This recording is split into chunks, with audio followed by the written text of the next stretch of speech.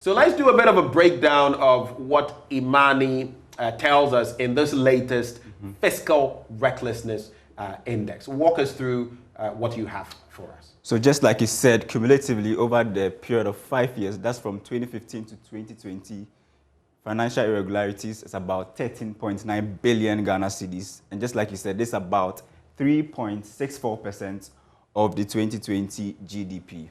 And now if you should break this down in terms of the types of irregularities, you can see that tax irregularities is number one with close to 9.2 billion Ghana cedis, which is accounting for 65.49% of the total irregularities. And if you look at cash irregularities, it's number two, 2.9 billion Ghana cedis, accounting for more than 21%.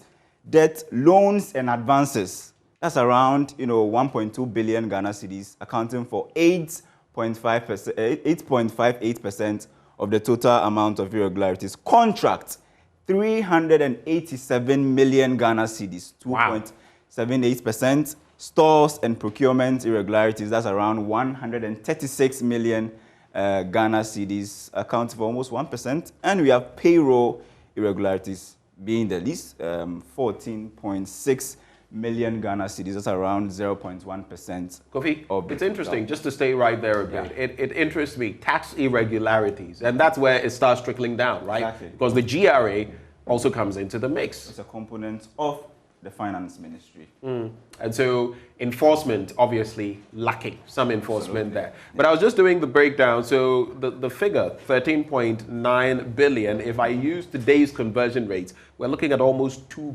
billion. When you calculate in dollars, it scares me. So let's leave it in cedis.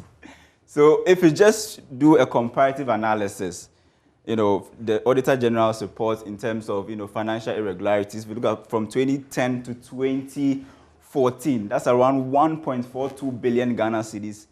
And just within this period, that's 2015 to 2020, it's around 13.9 billion cedis. If you should strike the percentage change, it's around more than 870% increase from 2014 to 2015, if you should do a comparative analysis. And this is huge. Just look at the two bar graph, and you could see the kind of difference between what we had between 2010 and 2014 and what we have between 2015 and 2020. Huge difference over there. And just like Dennis said, let's focus on the finance ministry, because if you should look at tax irregularities alone, it's about 9.12 billion Ghana cedis. And if you should do a breakdown, the finance ministry is accounting for more than 99.6%. Just compare what the finance ministry is contributing to other MDAs, and you could see a huge difference. Just look at finance ministry. They're contributing basically 0.37%, and the finance ministry alone is contributing 99.63%. And that's worrying actually, because that's a huge difference between the finance ministry. If you add just cash irregularities and tax irregularities together, the finance ministry is hovering around 11 billion Ghana cedis of irregularities in terms of these two categories. Now, let's rank the ministries. Finance ministry, number one.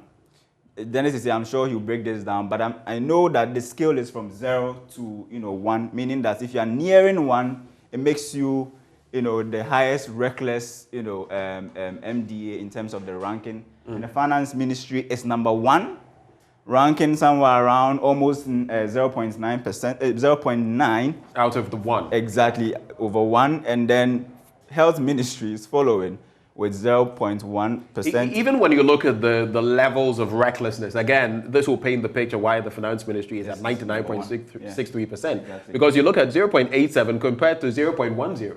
That's more. So you see the that's gap. Almost like 9 times. Exactly. Yeah, 9 times. So finance ministry and then the ministry after is almost like 9 times. The difference is huge. Almost 0.9 to 1%. That's almost like 9 times what the finance ministry is contributing.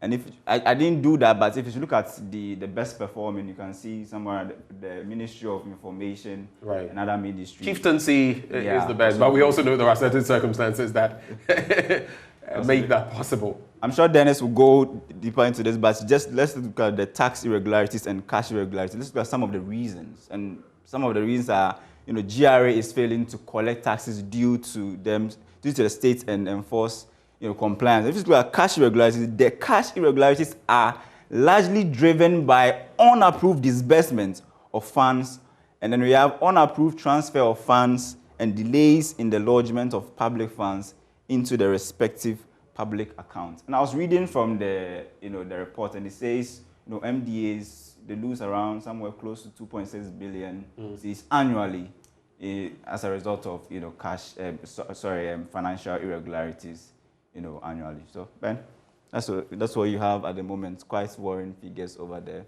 I'm just looking at this graph, and it fascinates me. Just look at the difference between what we had from 2010 to 2014 and 2015 to 2020.